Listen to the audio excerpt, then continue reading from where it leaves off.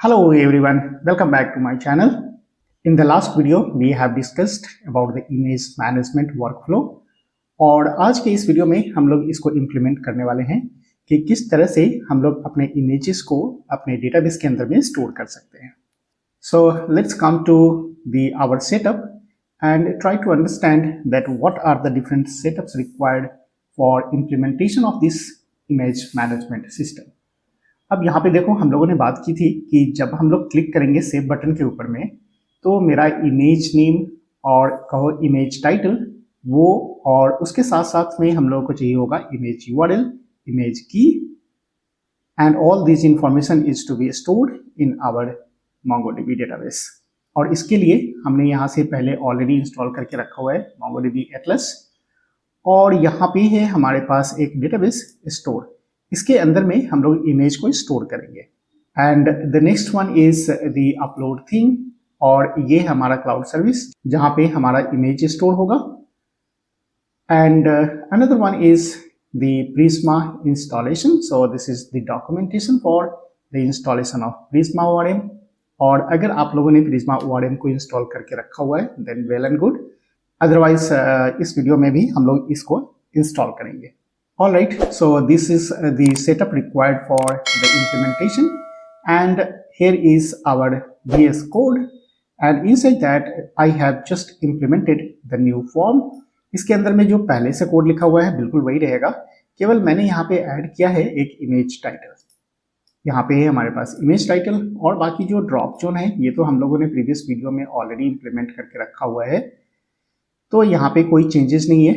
और यहाँ पे है हमारे पास इमेज प्रीव्यू का कोड और लास्ट में हमने केवल ऐड किया है यहाँ पे सेव बटन को, right.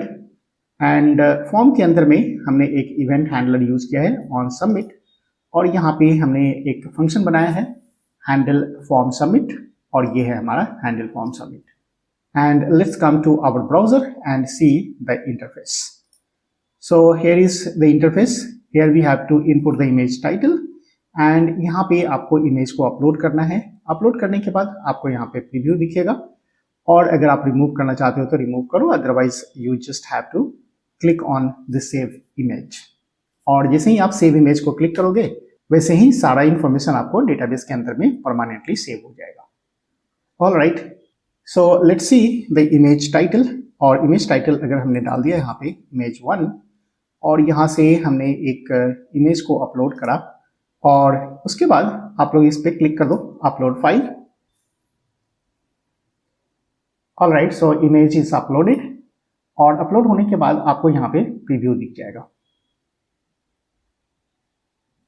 Alright, so this is the image preview.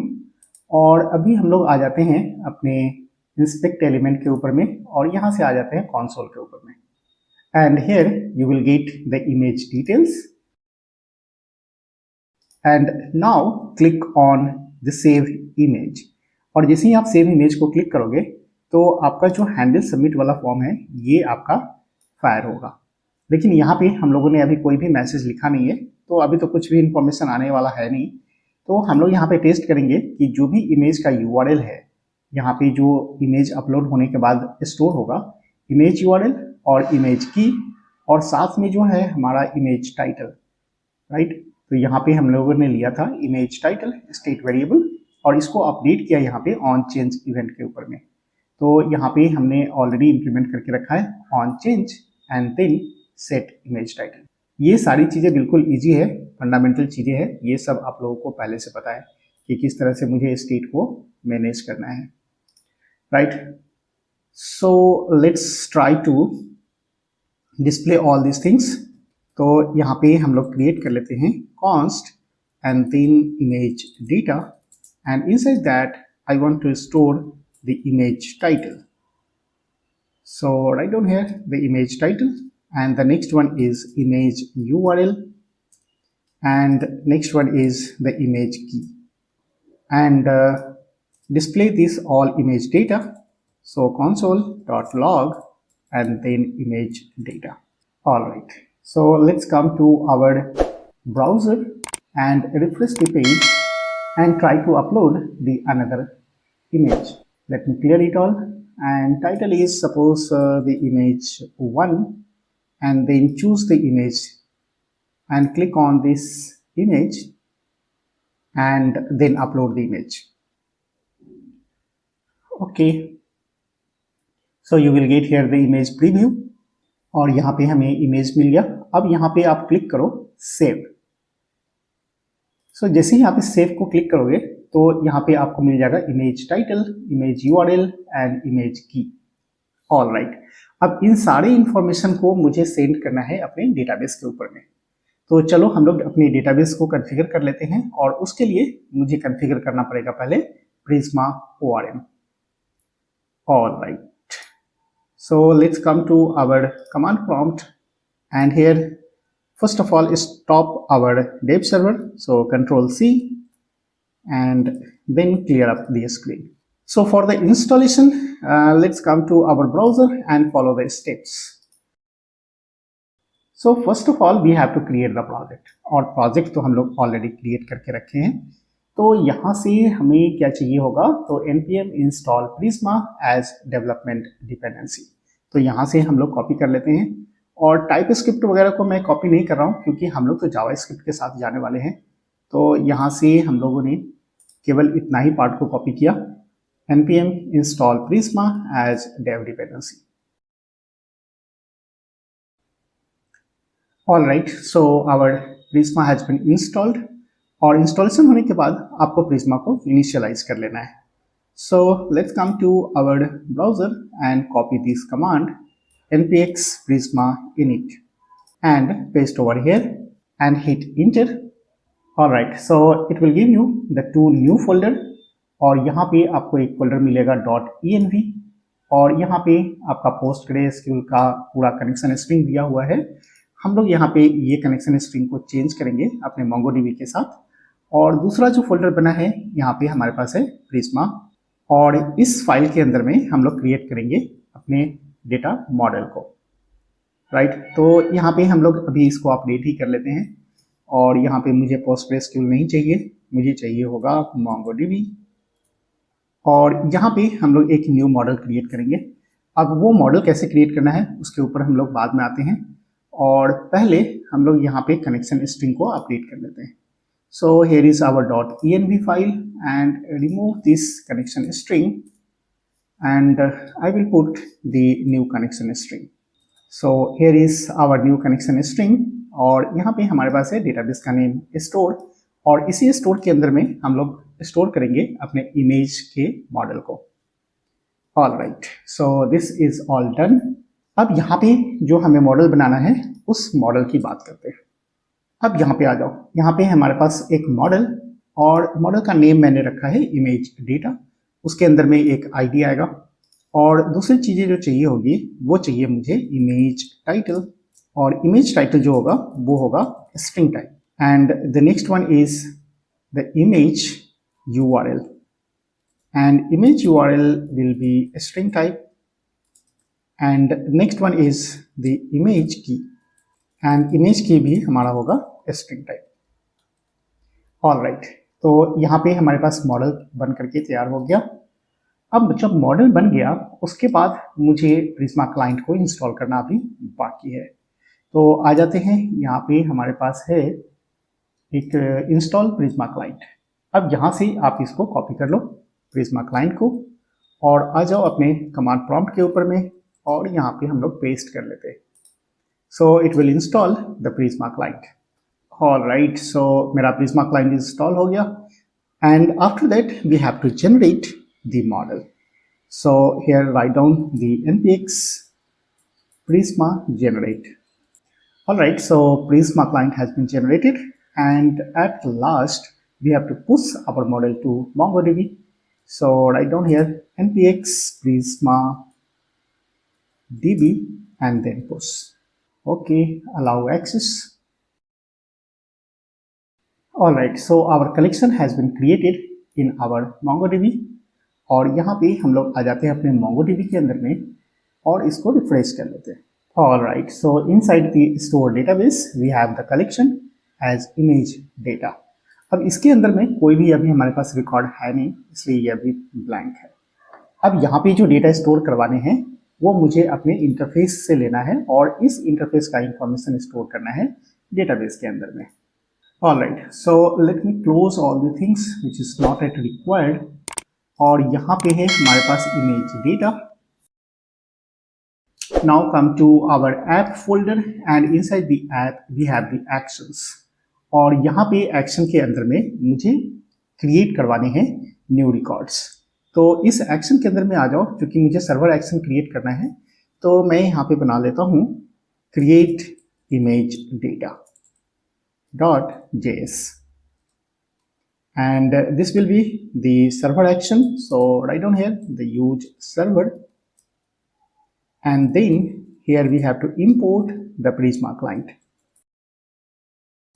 from Prisma client and write down the export const and now create the name of the function as create image data, and this will be the async function and this will be the arrow function. और यहाँ पे आपको receive करना है image data को, और ये जो इमेज डेटा आएगा वो कहाँ से आएगा, तो जहाँ पे हम लोगों ने हैंडल सबमिट नाम का फंक्शन क्रिएट किया है। तो यहाँ पे जब हम लोग यूज़ करेंगे सर्वर को तो ये भी हमारा एक एसिंक फंक्शन होगा, और यहाँ से हम लोग यूज़ कर लेते हैं await and then create image data, and this will be automatically imported from that file. So let me show you that this is the create image data imported from the actions, right? और यहाँ पे आपको send कर देना है कौन सा, ये जो हम लोगों ने बनाया था इमेज डेटा को। So write down here the image data, और अभी तो हमारा यहाँ पे कंसोल की जरूरत है नहीं, तो मैं इसे अभी कमेंट कर देता हूँ। अब जैसे ही हम लोग क्लिक करेंगे तो क्लिक करने के बाद हम लोगों को आ जाना चाहिए ये डेटा इस इमेज डेटा के अंदर में।